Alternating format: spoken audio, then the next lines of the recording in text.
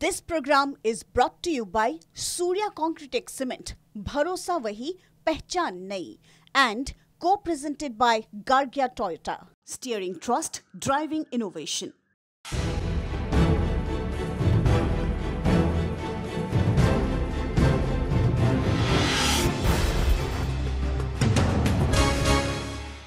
সকলোকে নমস্কাৰ জনাইছো আৰু বিগত ৩টা দিনৰ দৰে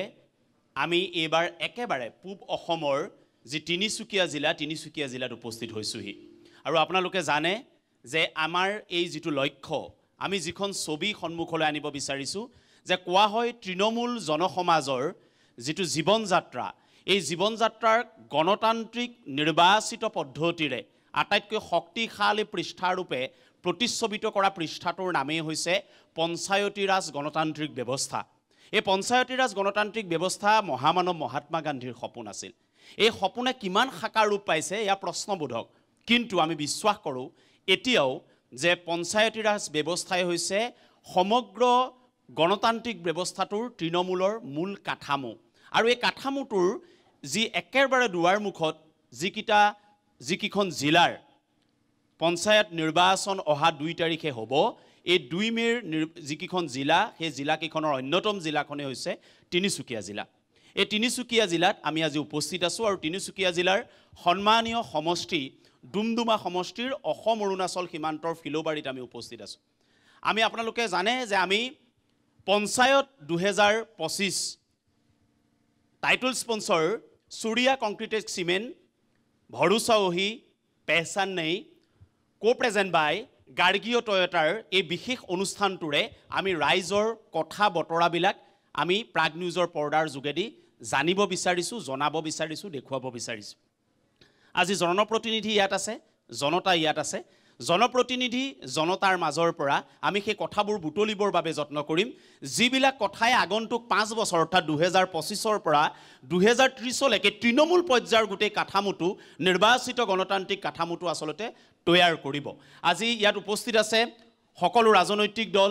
যিসমূহ ৰাজনৈতিক দলে এইবাৰ তেওঁলোকে নিৰ্বাচনী যুদ্ধত অৱতীৰ্ণ হৈছে। সকলো আছে ইয়াত, ভাৰতীয় জনতা পাৰ্টি আছে, জাতীয় কংগ্ৰেছ আছে, অসম জাতীয় পৰিষদ ইয়াত উপস্থিত আছে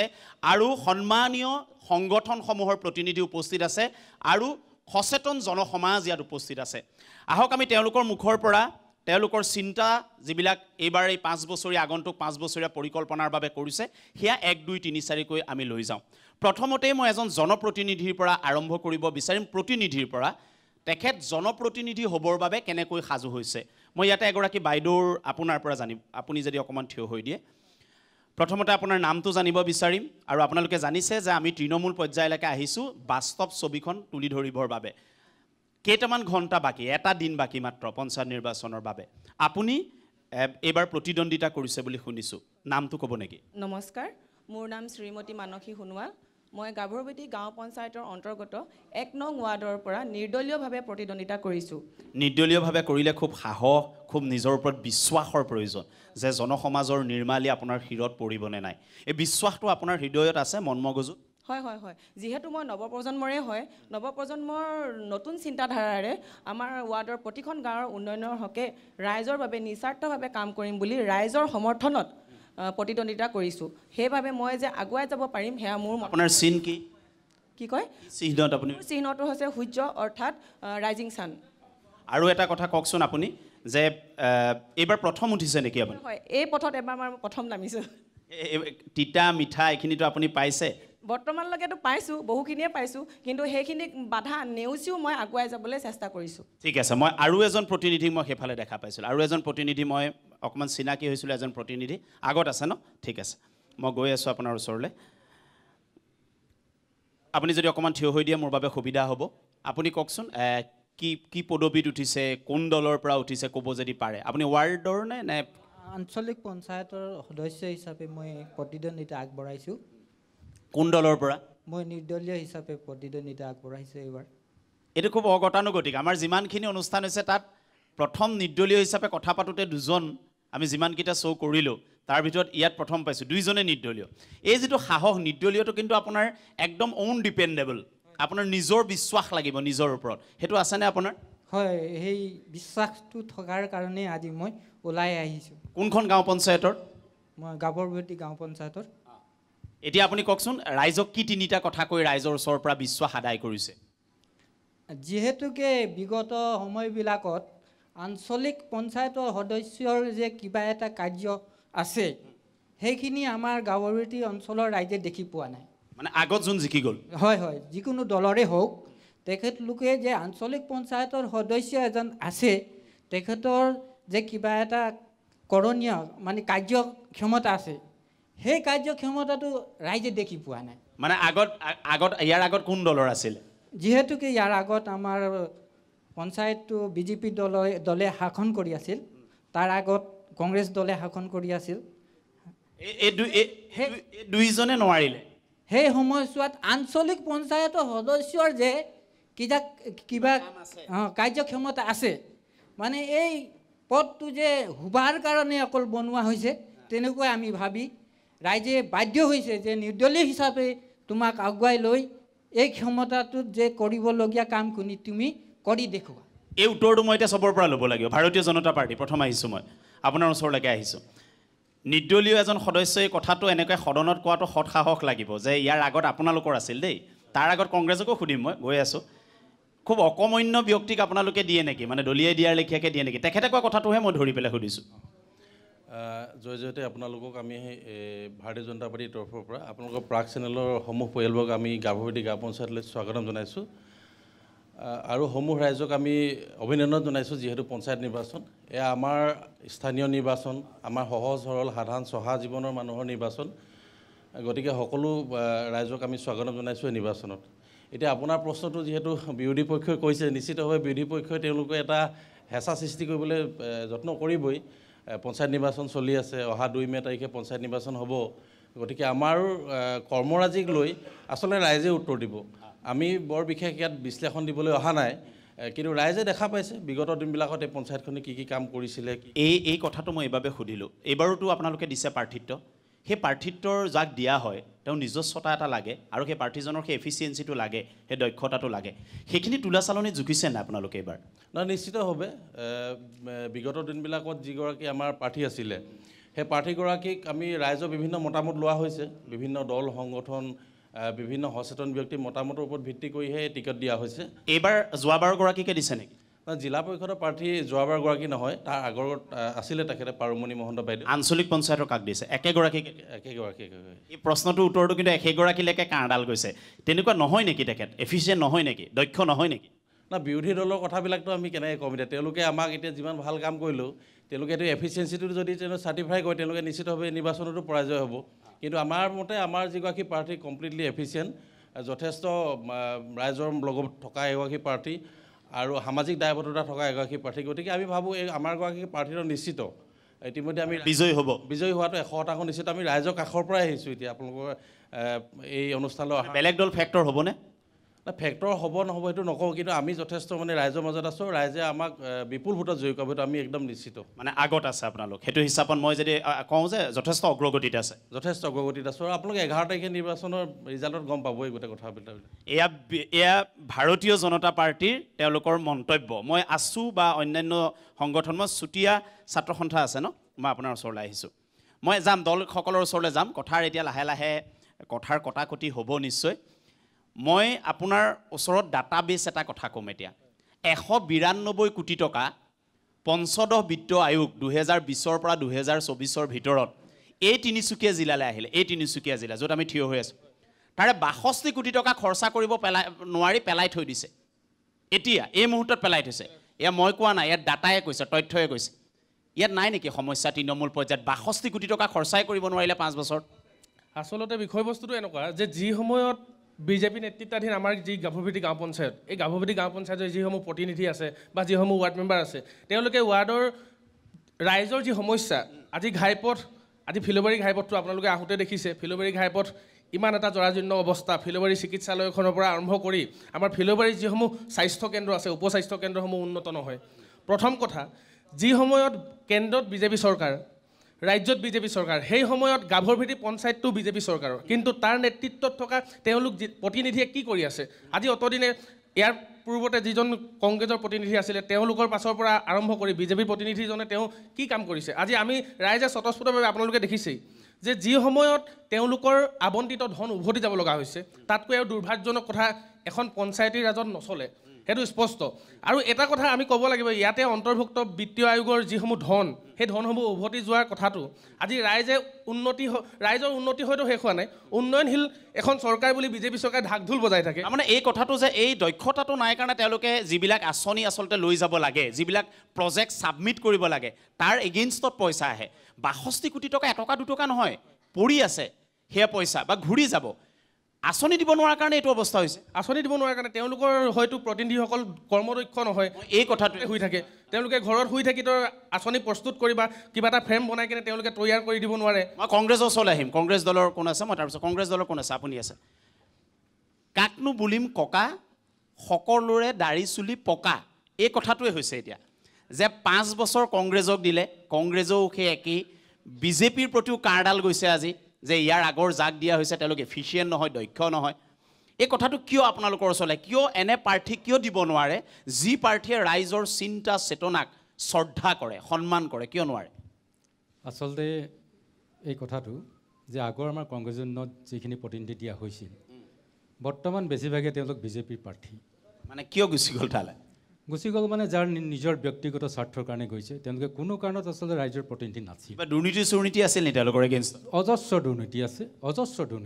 বিজেপিলৈ গ'লে কি হয় মানে দুৰ্নীতি নাইকিয়া হৈ যায় নি বিজেপিলৈ গ'লে ৱাশ্বিং মেচিনত সোমাই যায় দুৰ্নীতিবিলাক নাইকিয়া হৈছে ৱাশ্বিং মেচিন আছে নেকি বিজেপিত ৱাশ্বিং মেচিন সুধিব লাগিব মই আহি আছোঁ বিজেপি দলৰ প্ৰাৰ্থী এগৰাকী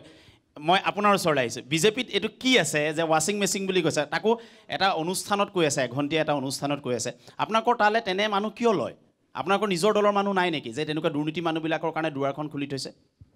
ধন্যবাদ আপোনালৈ যিহেতু এইটো ৱাশ্বিং মেচিনৰ কথা যিহেতু কৈছে তেওঁলোকে চবৰে নিজস্বতা আছে বাক স্বাধীনতা চবৰে আছে যিহেতু যুগে যুগে যেনেকৈ ভগৱানেও সৃষ্টি বদলি হয় কলি যুগত বেলেগ অৱতাৰ ধাৰণ কৰে সত্য যুগত বেলেগ অৱতাৰ ধাৰণ কৰে নিজস্বতা আছে তেওঁলোকে যাব পাৰে আমাৰ দলত আমি সকলোকে আগুৱাই লোৱাটো আমাৰ কৰ্তব্য গতিকে আমি দুৰ্নীতি বুলি নহয় দুৰ্নীতিত যি ব্যক্তি দুৰ্নীতি থাকে তেওঁ কোনো আমি যে এই দুৰ্নীতিয়ে ব্যক্তি বুলি আমি নহয় কাৰণে আমি তেওঁ আগুৱাই লৈছোঁ মানে আপোনালোকৰ মতে তেওঁলোক দুৰ্নীতি কৰা নাই কংগ্ৰেছে কোৱাটো আপোনালোকে মানে নস্বাত কৰিছে ৰাইজ মই অসম জাতীয় পৰিষদৰ ওচৰলৈ আহিছোঁ অসম জাতীয় পৰিষদ এই দুইটা দলৰ পৰা মই ভাবোঁ যে পঞ্চায়তী ৰাজ ব্যৱস্থাটোত এতিয়ালৈকে এই দুইটা দলে নিজৰ যাত্ৰা কৰিছে চিন্তা কৰিছে আটাইখিনি কৰিছে কাম কৰিছে অসম জাতীয় পৰিষদে সেই পৃথিৱীখনলৈ যাত্ৰা কৰিবহে এইবাৰ মই ভাবোঁ এই কথাবিলাক আপোনালোকৰ বাবে সহায়ক হ'ব কিন্তু ৰাইজৰ ওচৰত ক'বৰ কাৰণে মই ৱাশ্বিং মেচিন হয়নে আকৌ আপোনাৰ কংগ্ৰেছেও ক'ব নোৱাৰে কল্পটোৰ দিনৰ পৰা সেই কথাবিলাক আছে আমিও মনত আছে ৰাইজ আপোনালোকৰ বাবে আপোনালোকৰ অসম জাতীয় পৰিষদৰ কাৰণে এইবিলাক এটা ইছ্যু হ'ব কিন্তু হয় আপোনালোকে সঠিক কথাই কৈছে প্ৰথম কথা হ'ল যে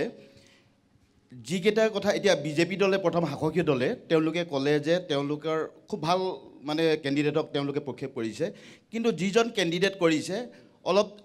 ফিলবাৰী ৰাইজৰ সকলোৱে জানে যে তেওঁ যিসকল সামাজিকভাৱে ৰাস্তাত লগোৱাৰ ষ্ট্ৰীট লাইটটো তেওঁ ঘৰৰ বাৰীত লগাইছিলে চবৰ হাততে মুখে কথাখিনি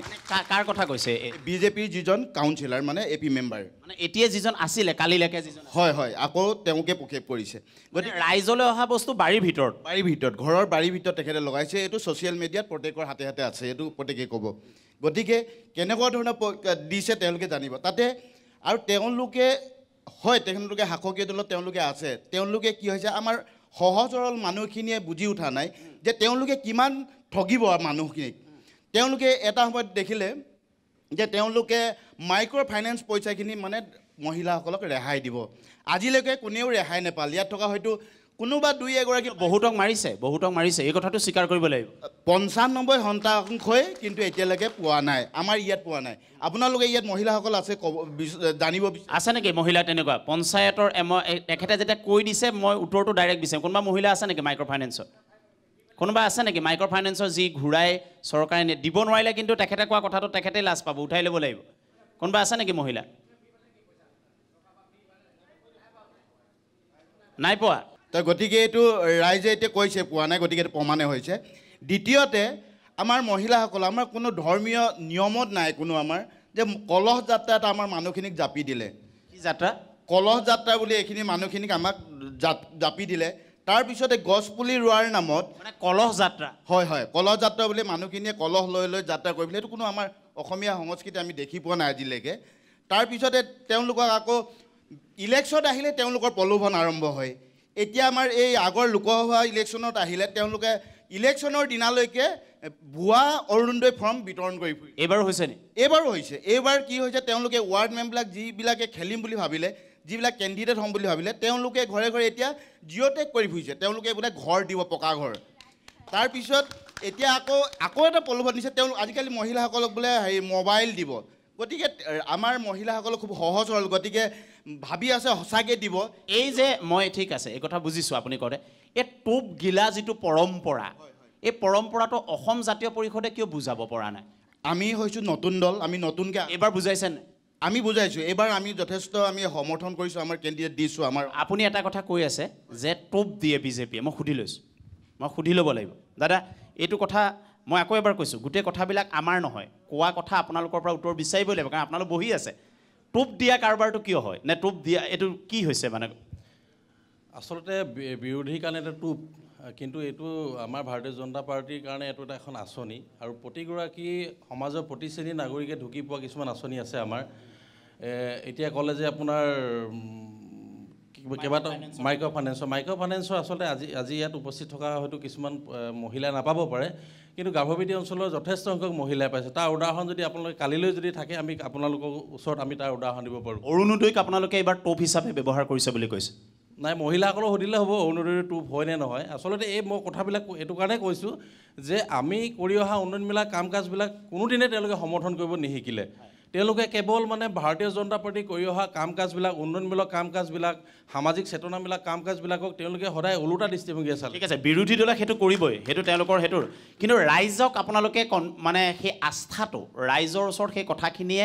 ৰাইজক চুইছেগৈ নাই আপোনালোকে দিয়া আঁচনিখিনিক তেওঁলোকে আঁচনি হিচাপে লৈছে বা সেই মানুহখিনি আপোনালোকৰ ফালে ঘূৰিছে নাই বিশ্বাস কৰিছে নাই যথেষ্ট বিশ্বাস কৰিছে আপোনালোকক ক'ব লাগিব আমি অহংকাৰ কৰি কোৱা কথাটো আচলতে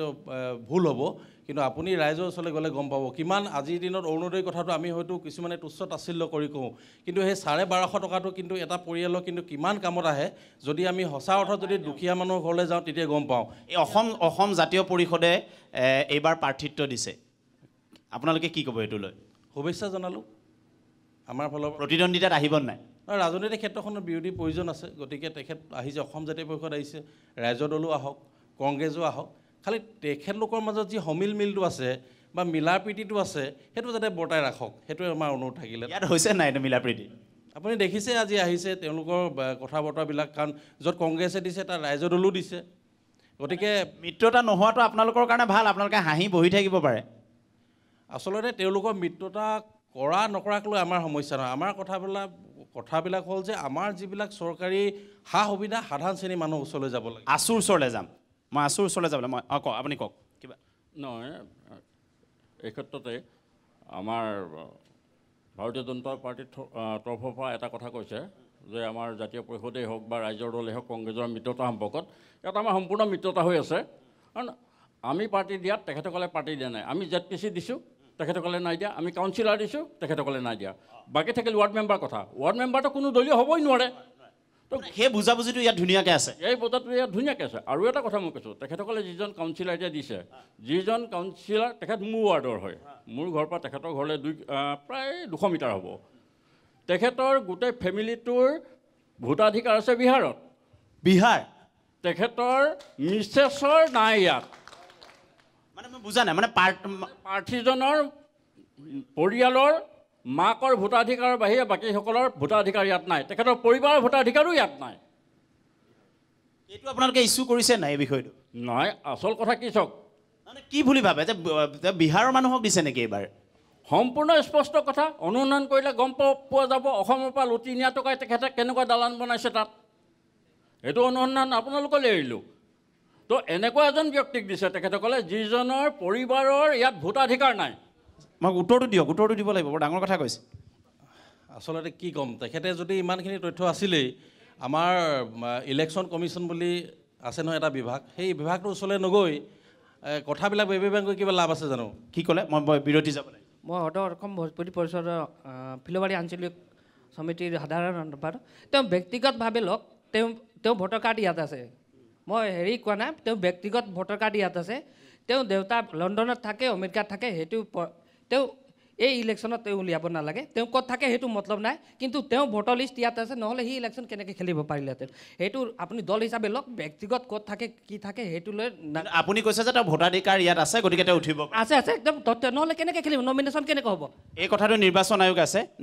আছে মই বিৰতি যাব লাগিব ইয়াৰ পিছত আছে লাহে লাহে কথাবিলাক ওলাইছে বিৰতি এটা লৈছোঁ বিৰতিৰ পিছত আপোনালোকক আকৌ লৈ আহিম পঞ্চায়ত 2025ৰ এই এঘণ্টীয়া বিশেষ অনুষ্ঠানলৈ বিৰতিৰ পিছত আপোনালোকক পুনৰ স্বাগতম জনাইছোঁ পঞ্চায়ত 2025ৰ এই বিশেষ অনুষ্ঠানলৈ আপোনালোকে চাই আছে প্ৰাগ নিউজত ধাৰাবাহিকভাৱে প্ৰতিদিনে আপোনালোকক পঞ্চায়তৰ তৃণমূল পৰ্যায়ৰ যিখন ছবি এইখন জনতা আৰু জনপ্ৰতিনিধিৰ কেনেকৈ সাজু হৈছে এই কথাখিনিৰ বাস্তৱ উমঘাম ল'বৰ বাবে আহিছোঁ আৰু সেইখিনি আপোনালোকৰ আগত তুলি ধৰিবৰ বাবে যত্ন কৰিছোঁ সদৌ অসম ছাত্ৰ সন্থাৰ ওচৰলৈ যাব প্ৰশ্ন একেটাই ছাত্ৰ সন্থাক বিশ্বাস কৰে অতণ্ড প্ৰহৰী বুলি ভাবে সীমান্ত এটা অঞ্চল ইয়াত বহুত সমস্যাৰে জৰ্জৰিত তাৰ পিছত 192 কোটি টকা আহি 62 কোটি টকা ট্ৰেজৰীত পৰি থাকিলে খৰচা কৰিব নোৱাৰিলে ইয়াত সমস্যা নাই নেকি চাওক প্ৰথম কথাটো হ'ল এই গাভৰুবিধি গাঁও পঞ্চায়তৰ অন্তৰ্গত আমি কংগ্ৰেছৰ শাসন দেখিছোঁ কংগ্ৰেছৰ শাসনৰ দিনতো কিমান দুৰ্নীতি দেখিছোঁ বিজেপি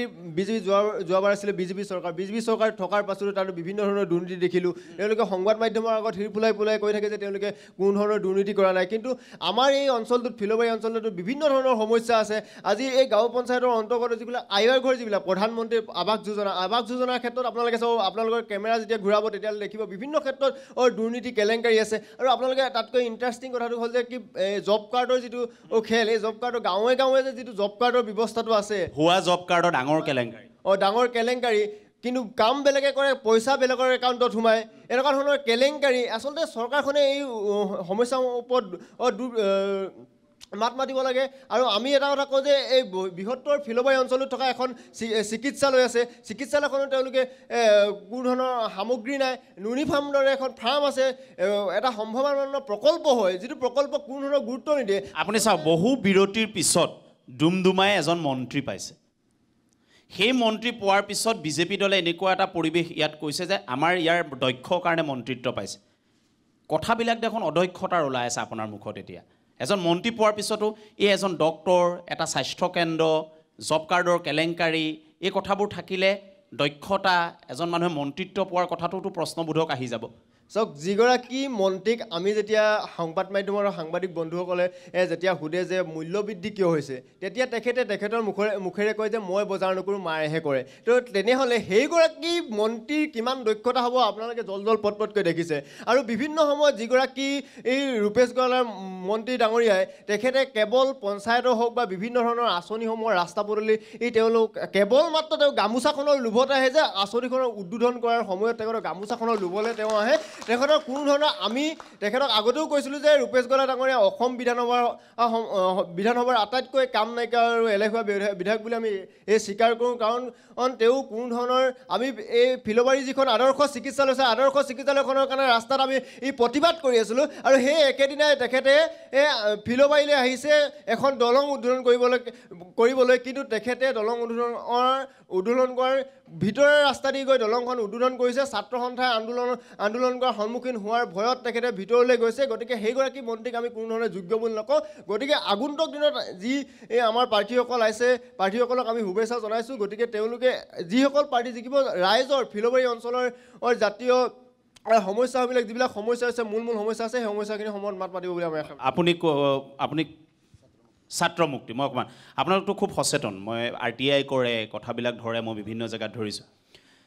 ছাত্ৰ মুক্তি আজি কি ক'ব এই অনুষ্ঠানটোত কি ক'ব মই এটা কথা আজি এই কথাবিলাক যে আহিছে বিজেপি কাৰণে অকমন্য এজন মানুহক টিকেট দি দিব কংগ্ৰেছ কাৰণে ব্ৰেণ্ডটোত এজন অকমন্য মানুহক দি দিব তাৰপিছত 5 বছৰৰ পিছত আমি এনেকুৱা অনুষ্ঠান পাতে সেই মানুহসকলক লৈ পেলাই আলোচনা কৰোঁ এই কথাবিলাকক লৈ পেলাই তেওঁলোকে কয় যে এফিচিয়েণ্ট তেওঁলোকে কয় দক্ষ কিন্তু 5 বছৰৰ পিছত যেতিয়া দগাপালাত থিয় কৰাই দিওঁ দগাপালাত তেওঁলোকৰ তেওঁলোকে কাম নকৰা বিভিন্ন ধৰণৰ কথা ছবিলৈ আহে ছাত্ৰ মুক্তি আজি কি ক'ব মানুহ চাই পঞ্চায়তত ভোট দিব লাগে নে দল চাই আচলতে ভোট দিব লাগে ছাত্ৰ মুক্তিৰ মন্তব্য কি হয়, আমি প্ৰথমতে আপোনালোকৰ ছাত্ৰমুক্তি সংগ্ৰামী পৰিয়ালৰ তৰফৰ পৰা প্ৰাগ নিউজৰ আপোনালোকৰ সমূহ পৰিয়ালবৰ্গক আমি শুভেচ্ছা জনাইছোঁ। এটা কথা ক'ব লাগিব, আমাৰ এই ডুমডুমা সমষ্টিৰ যোনগৰাকী MLA আছে ৰূপেশ গোৱালা নামৰ এই বিধায়কজনৰ অকমন্যতা অকণমান গুৰুত্বহীনতাৰ বাবে আজি আমাৰ এই যোনখন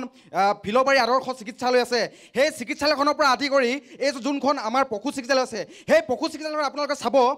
ডক্টৰ নাৰ্ছৰ পৰা আদি কৰি যি ধৰণৰ ব্যৱস্থা থাকিব লাগে কোনো ধৰণৰ ব্যৱস্থা নাই। PMAY ঘৰ তেখেতলোকে সেই ঘৰবিলাকৰ পৰা আধাখৰীয়া কৰি থৈছে। ক'ৰবাত অৰুণোদয় আঁচনিৰ পৰা আমাৰ বহু লোকে অভিযোগ দিয়ে অৰুণোদয় আঁচনি দিয়াৰ নামত ঘৰে ঘৰে টকা সৰকাৰী কাৰবাৰবিলাক আৰম্ভ কৰিছে। ঘৰে ঘৰে 500,000 টকা তেখেতলোকে লোৱা কাৰবাৰবিলাক আৰম্ভ কৰিছে। এইবিলাক কাৰ্য একদম বন্ধ হ'ব লাগে বুলি আমি বাৰে বাৰে দাবী জনাই আছোঁ। আমি দীৰ্ঘদিনৰ পৰা আমি দাবী জনাই আছোঁ এইবিলাক কাৰ্য একদম বন্ধ হ'ব লাগে। মানে যোৱা 5 বছৰ পঞ্চায়তৰ সেয়াই হ'ল নে ইয়াত?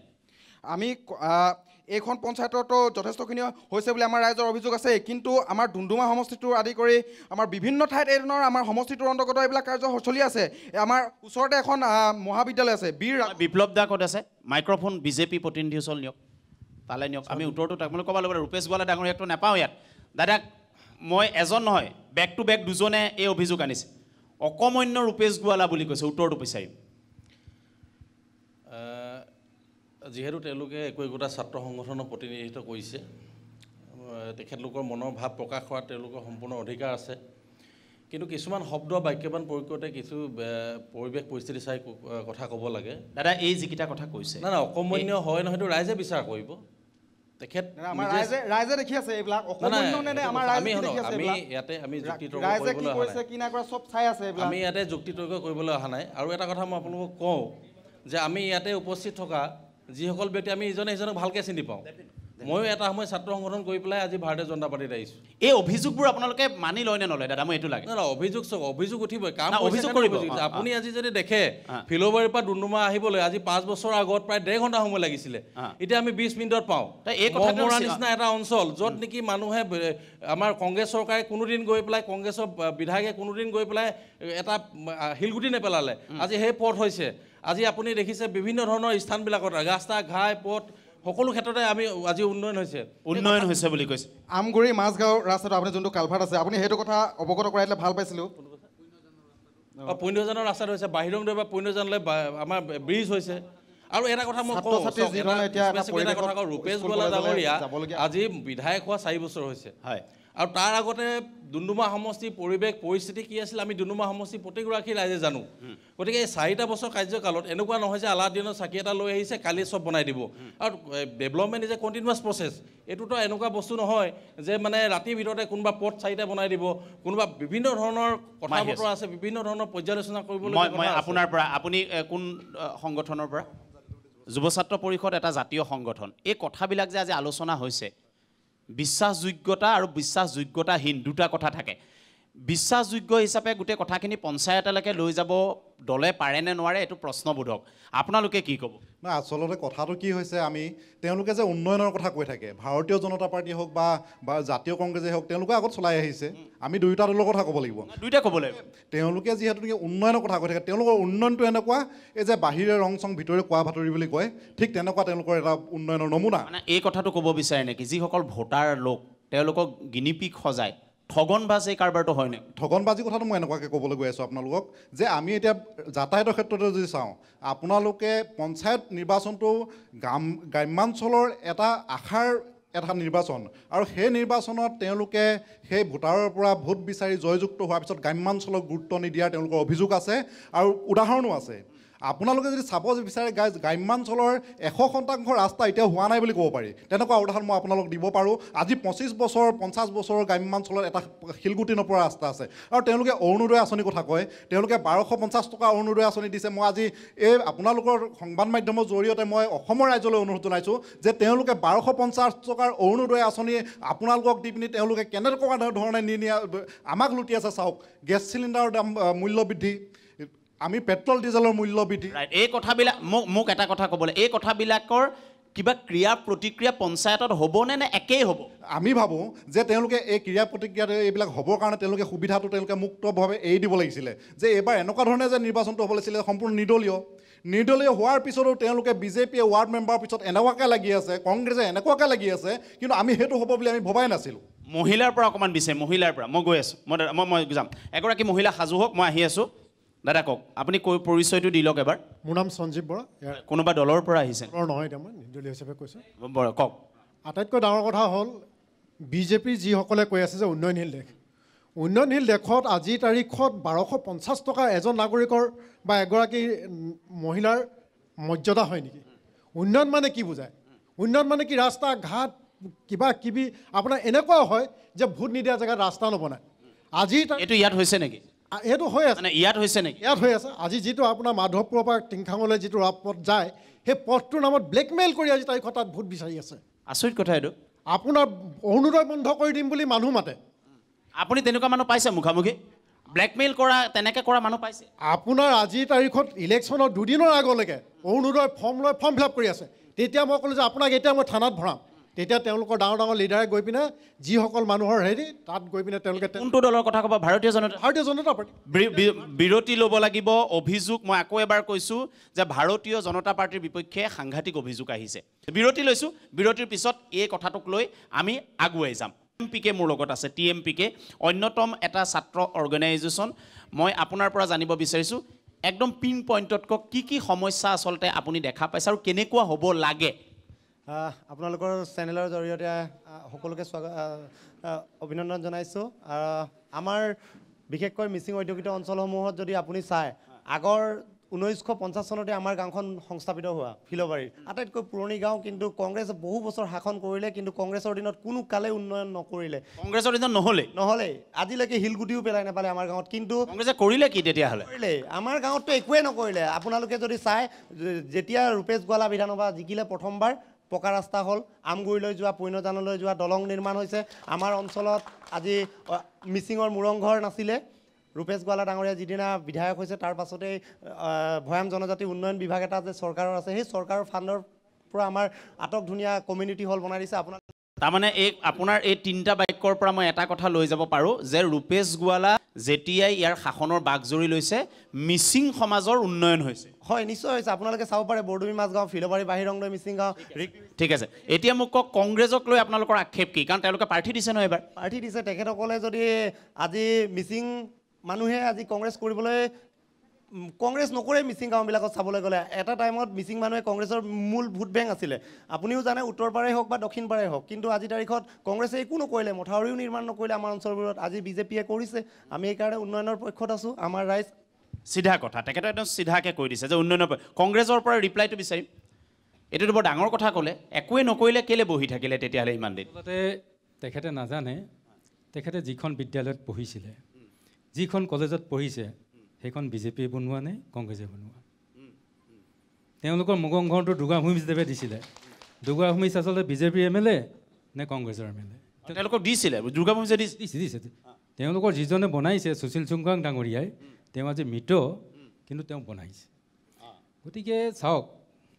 কংগ্ৰেছে কি কৰিছে কি নাই কৰা সেইবোৰ সমগ্ৰ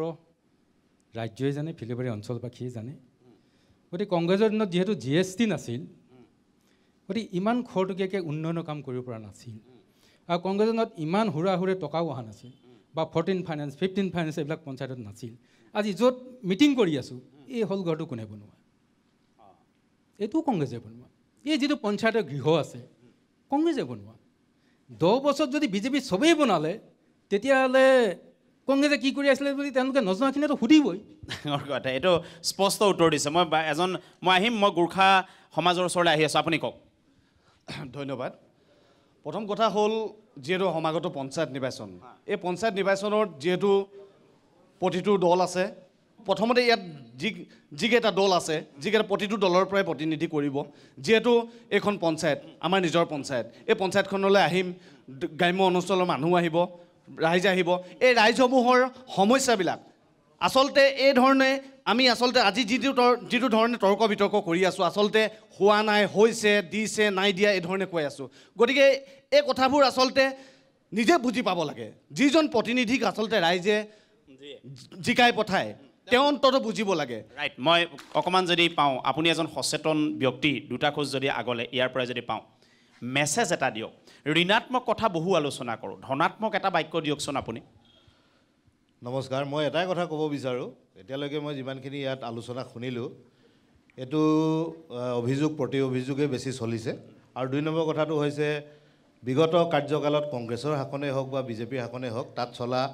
আঁচনিসমূহৰ সুপ্ৰয়োগ নোহোৱা বা তাৰ মাজত হোৱা দুৰ্নীতিবিলাকৰ বিষয়ে আলোচনা হৈছে আৰু প্ৰতিবাদো হৈছে। কিন্তু মই ভাবোঁ যে নতুন প্ৰজন্মৰ এইবাৰ যিসকল কেণ্ডিডেট আহিছে, তেখেতলোকে আমাৰ কাৰণে কি কৰিব লাগে। আমি ফিল'বাৰী এটা বৃহত্তৰ গ্ৰামাঞ্চল। আমাৰ গ্ৰাম্য অৰ্থনীতিৰ ভেটি হিচাপে ফিল'বাৰীত 2খন বজাৰ আছে, এখন শনিবৰীয়া বজাৰ, এখন মঙলবৰীয়া বজাৰ,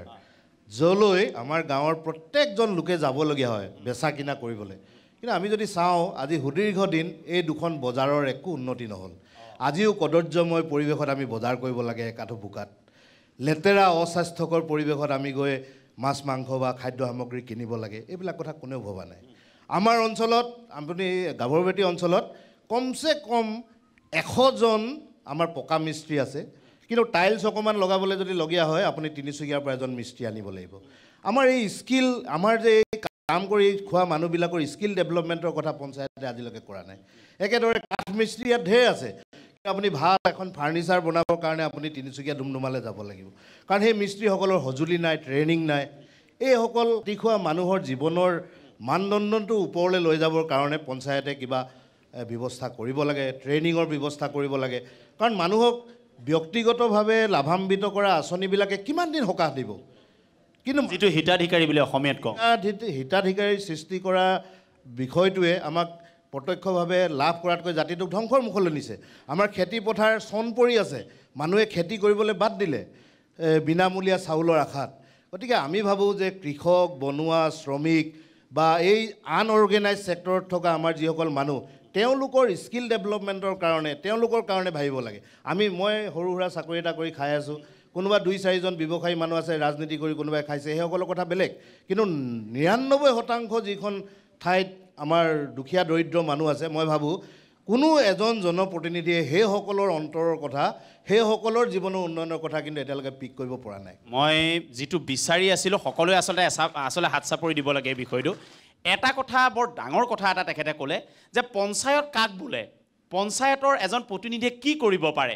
কোনবিলাক ইছ্যু আচলতে পঞ্চায়তৰ প্ৰতিনিধি এজনে নিজৰ নলেজৰ দ্বাৰা লৈ যাব পাৰে। স্কিল ডেভেলপমেণ্ট মানুহে গমেই নাপায় কি স্কিল ডেভেলপমেণ্ট কি, এয়া পঞ্চায়তে কৰিব পাৰে। 2খন বজাৰ সম্পূৰ্ণ দেখিছে কদৰ্যময়। এই 2খন বজাৰত সকলো মানুহৰ অৰ্থনৈতিক যাত্ৰাৰ বুনিয়াদ তাত লুকাই আছে। বজাৰ 2খনলৈ অকণমান বৰষুণ দিলেই যাব নোৱাৰা হয়। এই কামবোৰ কোনে কৰিব? এয়া ZP-জনে কৰি দিব লাগিব, এয়া আঞ্চলিক পঞ্চায়তৰ প্ৰতিনিধিজনে কৰি দিব লাগিব, কাইলৈ জিকা গাঁও পঞ্চায়তৰ সভাপতিজনে কৰি দিব লাগিব। যদি কৰি দিব নোৱাৰে, কিয় চকী লয়, কিয় আমি ভোট দিওঁ? এই কোটি টকীয়া ভোটটো কিয় দিওঁ আমি তেওঁলোকক? আশা কৰিম আমাৰ এই অনুষ্ঠানটো এটা মেছেজ ল'ব। দলবিলাকে কমচে কম এই কথাটো ভাবিব যে যাক দিম, ভাল মানুহ দিওঁ, ভাল কাম কৰক। বিৰতি লৈছোঁ। শেষৰ বিৰতিৰ পিছত আমি শেষৰ অংশলৈ আপোনালোকক লৈ আহিম। বিৰতি লৈছোঁ। বিৰতিৰ পিছত আপোনালোকক শেষ অংশটোলৈ লৈ আহিছোঁ। মই সোণোৱাল কাছাৰী ছাত্ৰ সন্থাৰ ওচৰলৈ আহিছোঁ। কি আছে আপোনালোকৰ ক'বলগীয়া? পোনপ্ৰথমেই মই এটা কথা স্পষ্ট কৰি দিব বিচাৰিছোঁ যে আমাৰ সোণোৱাল মানুহখিনি একেবাৰে সহজ সৰল, আৰু আমি পঞ্চায়তৰ অন্তৰ্গত গ্ৰাম্য অঞ্চলবিলাকত আমাৰ গাঁওসমূহত গৈছোঁ। একেবাৰে এই বৰ্তমান যিখন চৰকাৰে শাসনাধিষ্ঠ কৰি আছে, এই শাসনাধিষ্ঠ চৰকাৰখনে একেবাৰে কাম নকৰা বুলি ক'লেও আমাৰ ভুল হ'ব। যথেষ্টখিনি কাম হৈছে। পোনপ্ৰথমে আমি সেইটো কথা আমি ক'ব বিচাৰিছোঁ। যিহেতু আমাৰ গাঁওবিলাকত বৰ্ণ কৰিছোঁ যে আলি পদূলিৰ পৰা বিভিন্ন কামবিলাক ইতিমধ্যে হৈ পৰিছে, কিন্তু মানে যাতায়তী ব্যৱস্থাটো ভাল কৰিছে। তাৰ বাবে আমি এই চৰকাৰখনক ধন্যবাদ দিছোঁ। কিন্তু তাৰ মাজতে এটা কথা ক'ব লাগিব যে আমাৰ মানুহখিনি আচলতে যিখিনি সুবিধা পাব লাগে বৰ্তমান সেই সুবিধাখিনিৰ পৰা একেবাৰে বঞ্চিত হৈ আছে। কিয়? যিহেতুকে যোগ্য প্ৰাৰ্থীজন পঞ্চায়তত যোগ্য প্ৰাৰ্থীজন আমি বিবেচনা কৰিব পৰা নাই বা যোগ্য প্ৰাৰ্থীজনক দিব পৰা নাই এই দলটোৱে পঞ্চায়তৰ ক্ষেত্ৰত যদি যাওঁ ৱাৰ্ডসমূহত। সেয়েহে মই এটা কথা আমি গাঁওসমূহত গৈছোঁ, সোণোৱাল কাছাৰী ছাত্ৰ সন্থাই, আৰু আমি ৰাইজক বুজাইছোঁ যে কৈছোঁ যে আচলতে দল নহয়, আমি প্ৰাৰ্থীহে, এজন যোগ্য প্ৰাৰ্থী আমি বিচাৰিছোঁ। এই কথাটোৱে লাগে। মই এই কথাটোৱে আচলতে প্ৰত্যেকটো অনুষ্ঠানত নিব বিচাৰিছোঁ। আপোনাক শেহতীয়াকৈ সংযোজিত কৰিব পাৰিছোঁ। মই আপোনাক 30 ছেকেণ্ড ৰখাই মই গোৰ্খা ছাত্ৰ সন্থাৰ মন্তব্য লৈ লওঁ। কি লৈ আহিছে ঘৰৰ পৰা আজি অনুষ্ঠানটোত ক'ম বুলি? আপোনাৰ মন মগজুত কি কথাই দৌৰি আছে? আপোনালোকে দেখিছে ইয়াত যে উন্নয়ন কেনেকৈ হৈছে, কি কৰিছে আমিতো অকণমান সময়ৰ কাৰণে আহিছোঁ আপুনি কওক উন্নয়ন হৈছে নাই উন্নয়ন হৈছে যথেষ্ট হৈছে লগতে আমি দেখিছোঁ কিন্তু আপুনি কোৱা দৰে ৬২ কোটি টকা ঘূৰি গৈছে যাতেকে অহা পঞ্চায়তৰ যি প্ৰতিদ্বন্দ্বী আজি তেওঁলোকে বিহু গাই পিনে ঘৰে ঘৰে ভোট ভিক্ষা খুজিছে কিছুমানে নামঘৰত ভকতীয়াল হৈ পিনে তেওঁলোকে ভোট ভিক্ষা খুজিছে তেওঁলোকৰ পৰা কিন্তু আমি যথেষ্ট আশাবাদী যে তেওঁলোকে অনাগত এই পঞ্চায়ত কিন্তু তেওঁলোকে ভালকৈ দখল কৰিব লাগে মই আপোনাৰ ওচৰলৈ আহিম আপুনি একেবাৰে নতুনভাৱে আপোনাৰ পৰা মন্তব্য লৈ লৈছোঁ কিবা ক'ব নেকি আপুনি অকণমান উঠি ল'লে অকণমান 30 ছেকেণ্ডত কওকচোন কি আছে কথা আপোনালোকৰ দলৰ কথাই কওক আপোনালোকক লৈ আঙুলি বহুত উঠিছে কিন্তু ভাল প্ৰাৰ্থী নিদিয়ে যোগ্য প্ৰাৰ্থী নিদিয়ে বিজেপি বুলিয়ে যিকোনো মানুহক দি দিয়ে এই কথাটো কিয় হয় না তেনেকুৱা মই পোনপ্ৰথমে আপোনালোকৰ প্ৰাগনিশ্চয় মই ধন্যবাদ জ্ঞাপন কৰিছোঁ আজি এই অনুষ্ঠানত উপস্থিত থাকি মই এটাই কথা ক'ব লাগিব যি কথাটো আপুনি প্ৰশ্ন কৰিছে আজি আমি যোগ্য প্ৰাৰ্থী বিলাককে আমি প্ৰাৰ্থিত্ব প্ৰদান কৰিছোঁ কিন্তু আপোনাৰ যিখন পঞ্চায়তত থিয় হৈ আছে এই আঞ্চলিক পঞ্চায়তৰ যোৱাবাৰ সদস্যজনে ৰাইজলৈ অহা লাইটটো নি বাৰীত লগাই পেলাই থৈ দিছে এইবোৰ কি যোগ্য প্ৰাৰ্থী দিছে গতিকে তেখেতে তেওঁ নিৰাপদভাৱে কিবা কৰিছে যদি মই সেইটো বিজ্ঞাত নহয় কিন্তু আমি দেখিবলৈ পাইছোঁ যে আমাৰ ভাৰতীয় জনতা পাৰ্টীৰ যিসকল কৰ্মকৰ্তাই কাম কৰি আছে ইতিমধ্যে বহুত উন্নয়ন হৈছে আৰু আমি তেওঁলোকে এই উন্নয়নত এবাৰ ভোট দিব এই উন্নয়ন দেখি ভোট দিব নিশ্চয় আমি আশা কৰিছোঁ আমাৰ যিহেতু আমাৰ ৰাইজে আমাৰ চৰকাৰৰ প্ৰতি এটা ভাল চৰকাৰ পদক্ষেপ লৈছে কাৰণে আমি ভোট দিব বুলি আশা ৰাখিছোঁ মই আহিম মই আপোনালোকৰ ওচৰলৈ আহি আছোঁ মই অকণমান সৰুকৈ কওক মানে আমাৰ উন্নতি হৈছে উন্নতি হৈছে জলমিছন আঁচনি পাইছোঁ কিন্তু পানীয়ে নোলায়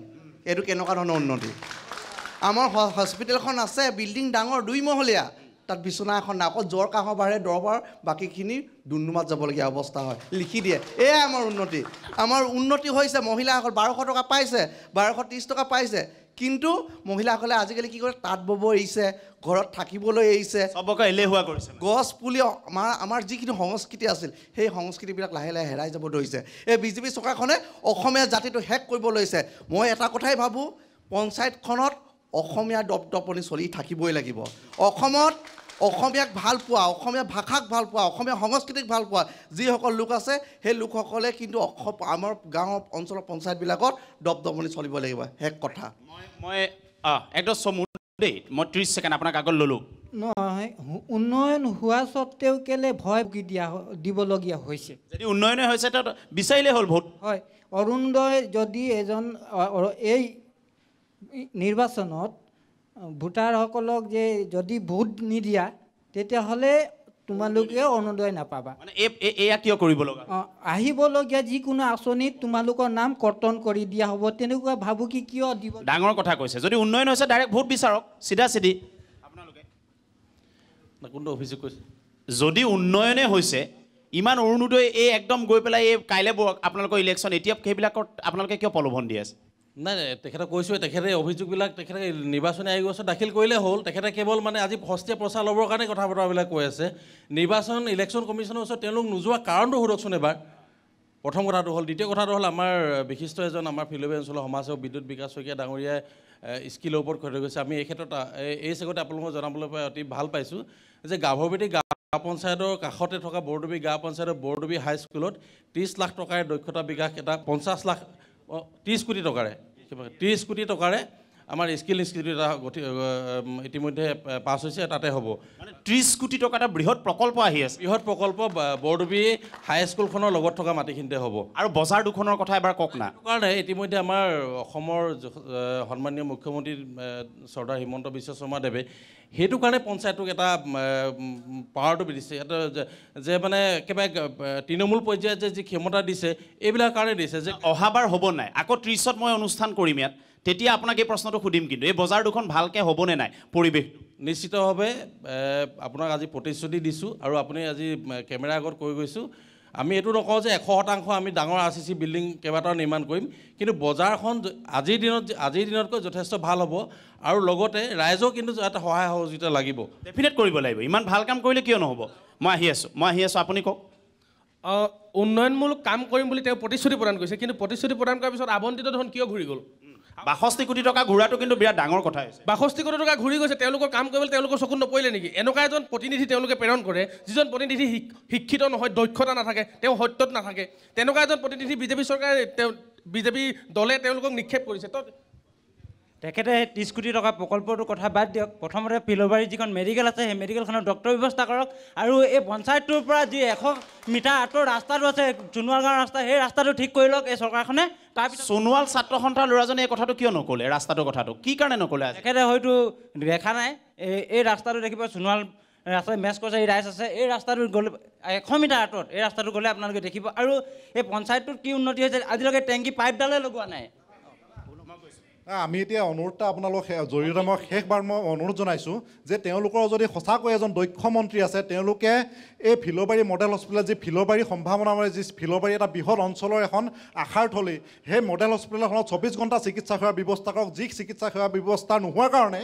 এই ফিলবাৰী অঞ্চলৰ পৰা ৰাজীৱ সদিয়াৰ দৰে প্ৰতিভাৱান শিল্পী এই হস্পিটেলখনৰ কাৰণে মৃত্যু ডাঙৰ কথা বহুত ডাঙৰ কথা কৈছে উত্তৰ আপুনি কিয় দেখা নাই ৰাস্তাটো আচলতে আমি এটা জনগোষ্ঠীৰ পৰা প্ৰতিনিধিত্ব কৰিছোঁ আমাৰ জনগোষ্ঠীটোৰ কথা আমি চিন্তা কৰিব লাগিব পোনপ্ৰথমে আমি আমাৰ জনগোষ্ঠীটোৰ মানুহখিনিৰ কথা আমি সৰ্বাংগীন উন্নতিৰ কথা চিন্তা ৰাস্তাটোৰ কথা সঁচা নে মিছা ৰাস্তাটো আপোনাৰ সোণালগাঁও যিটো ৰাস্তা আছে এইটো ৰাস্তাটোতো আমাৰ যিটো সোণালগাঁৱৰ মাজেৰে গৈছে এইটোতো সম্পূৰ্ণ বনি আছে কিন্তু সোণালগাঁৱৰ পৰা যিটো এটা ৰাস্তা গৈছে সেই ৰাস্তাটোৰ বিষয়ে আমি সোণাল কছাৰী ছাত্ৰ সন্থাই বাৰে বাৰে আমি আমাৰ সন্মানীয় বিধায়কগৰাকী যিগৰাকী এতিয়া আমাৰ আসনত আছে অধিষ্ঠিত হৈ তেখেতক আমি জনাই আছোঁ তেখেতে জনাইছে যে ধুনীয়া ৰেছপঞ্চ দিছে যে ৰাস্তাটো অতি শীঘ্ৰে তেখেতলোকে ঠিক আছে এটা বাক্য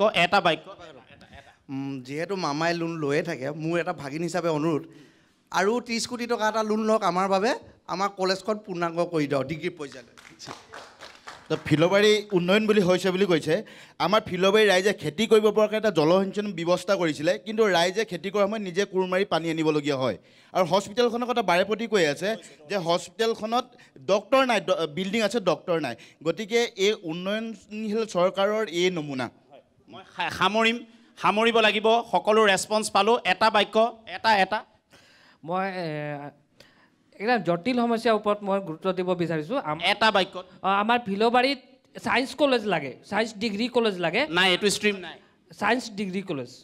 ঠিক আছে কথাবিলাক ওলাল ইয়াত অৱশ্যে কিছু কথা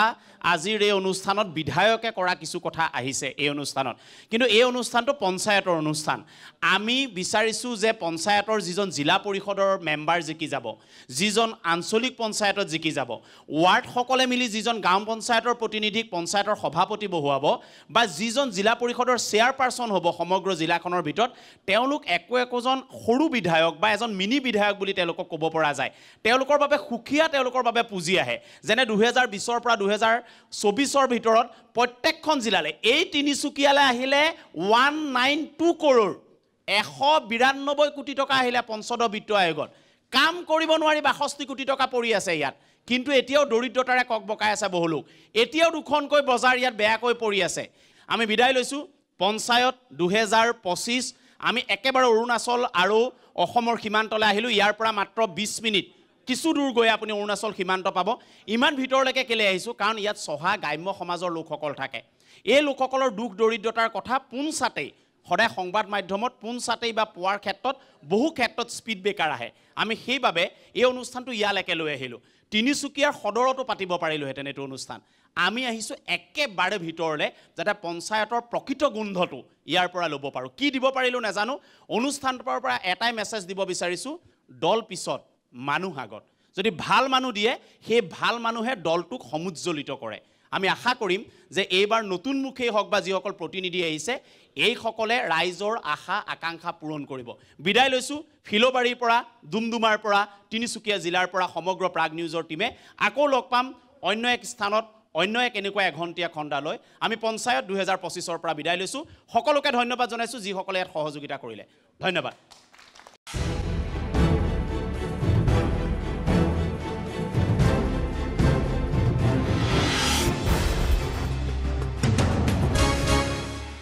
This program was brought to you by Surya Concretex Cement, Bharosa Wahi, Pehchan Nahi, and co-presented by Gargia Toyota, steering trust, driving innovation.